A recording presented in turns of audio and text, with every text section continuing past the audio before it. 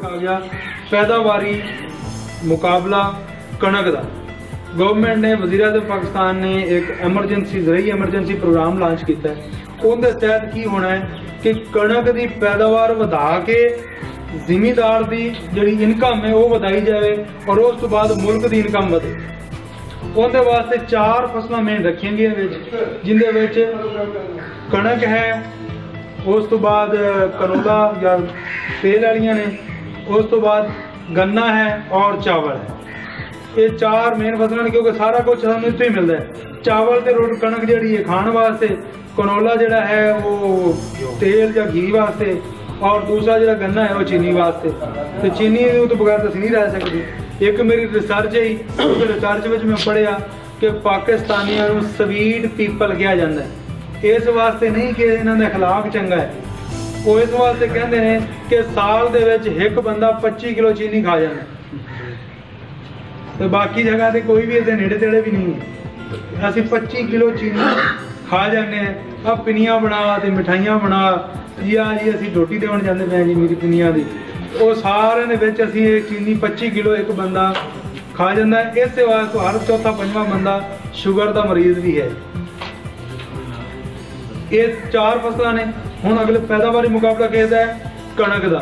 कणक के पैदावारी मुकाबले हिस्सा लैने वास्ते तुहाडे कोल 5 एकड़ जमीन कम अज कम होनी चाहिए। हिस्से ते होवे, ठेके ते होवे, अपनी होवे, वो तुसी दरखास्त दे सकते हो। 5 किले इकट्ठे होने चाहिए। कोई नुक्कर इस तरह इधर उधर किसी भी तरीके 5 किलों की नुक्कर आपस में मिलदियां होवन, वो बंदा दरखास्त दे सकता है। 5 किले ते 5 किलों दी नुकरां मिलदियां होवन। परचा मलकीयत नाल हुण देना चाहिए, देना पैगा उहदे विच। जेड़ा बंदा हिस्से ते या ठेके ते काश कर रहा है, वो ठेकेदार कोलों दा स्टांप लैके उहदे कोलों नशाती कार्ड दी कापी नाल ला के जमा करावे, ताकि जदों इनाम निकले तो रौला ना पवे। वो कहना नहीं जी मेरा है, वो कहना जी मेरा है, ठीक हो गया। वो बंदा दरखास्त होता है। कणक जी लगी हो मंजूर शुदा वैरायटी हो, जड़ी बूटियां उहदे विच ना होण तां ही पैदावार चंगी आएगी ना। वो उनका जो महल्ले बकू इर्द गिर्द बन्ना शन्ना है वो ठीक हो, सही बनया हो, वो बंदे पैदावारी मुकाबले में हिस्सा दे सकते हैं। 17वें स्केल वाला बंदा हिस्सा नहीं ले सकता। महकमा ज़राअत, महकमा माल का कोई भी मुलाजिम इस हिस्सा नहीं ले सकता। बाकी सारे जिम्मेदार हिस्सा ले सकते हैं। इनके इनामात की ने, पहले नंबर ते इनाम है सूबाई लैवल ते 6 लाख, दूसरा 5 लाख, तीसरा 4 लाख।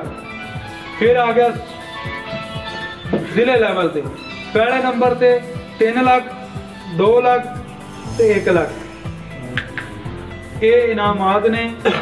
होएगा कि तुसी दोगे दरखास्तां, तहसील दी दरखास्तां इकट्ठियां होणगियां, वो प्लाट विजिट किए जाणगे, विजिट करके उन्हां दे विच 10 चंगे प्लाट चुग ले जाणगे।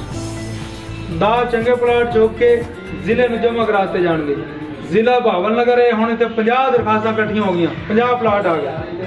उन्हां 50 दे विचों फिर असीं 10 सिलेक्ट करांगे जिले दे। वो 10 प्लाटां दी फिर कटाई होएगी और उनकी कटाई जिहड़ी है वो असीं आप उत्ते जाके करवावांगे और साडी थ्रैशर भी आदि होएगी। दाने भी आप कटणगे, दाने दूने हर चीज़ असीं कटावांगे भी उत्ते खड़ोगे। एक तीला ना इधर होण देवांगे ते ना इधर होण देवांगे। जिन्नी औसत आई उस मुताबिक रिजल्ट बनेगा। 10 बंदा का रिजल्ट बन गया, उस तो बाद असीं नतीजा जमा करा देंगे। वो जिले ते आ जाएगा, जिले ते फिर अनाउंस होएगा, फिर सूबे से अनाउंस होएगा। जिंदा जो कुछ होएगा उन्होंने मिल जाएगा। कटाई के टाइम थोड़ी जी लेट कटाई होएगी, ये उत्थे तुहानूं बड़ा झटके भी लगणगे, यार साडी फसल खराब ना हो जाए। जे बारिश आ गई तो 5 किले पता नहीं इनाम तो लगता है नहीं लगता, कणक जाती है। फिर वो जोड़ा इन सारी चीज़ों का मुकाबला करके पहुँचेगा, वो फिर इनाम भी हासिल करेगा। आखिरी तारीख दरखास्त देने की जनवरी की 31 है। ये लेट टाइम काफ़ी पे है। इन्नी दूर इस वास्ते रखी है कि सानू पता लग जाए कि साडा घोड़ा करदा की है। ਇਸ ਬਾਅਦ 31 ਤਰੀਕ ਤੱਕ ਆਪਣੀ ਫਸਲ ਨੂੰ ਚੰਗੀ ਤਰ੍ਹਾਂ ਵੇਖ ਜੜੀ ਬੂਟੀਆਂ ਕਾਬੂ ਕਰ ਲਓ, ਉਹਦਾ ਕੰਟਰੋਲ ਕਰ ਲਓ, ਉਹ ਬਿਹਤਰ ਹੋ ਜਾਵੇ। ਇਹ ਸੀ ਪੈਦਾਵਾਰੀ ਮੁਕਾਬਲਾ ਕਣਕ ਦੇ ਹਵਾਲੇ ਨਾਲ ਗੱਲਬਾਤ। ਇਹਦੇ ਹਵਾਲੇ ਨਾਲ ਕੋਈ ਗੱਲ ਪੁੱਛਣ ਵਾਲੀ ਹੈ ਤਾਂ ਤੁਸੀਂ ਇਸ ਤੋਂ ਬਾਅਦ ਜਦੋਂ ਮੀਟਿੰਗ ਖਤਮ ਕਰਨੇ ਆ ਉਦੋਂ ਪੁੱਛ ਸਕਦੇ ਹੋ।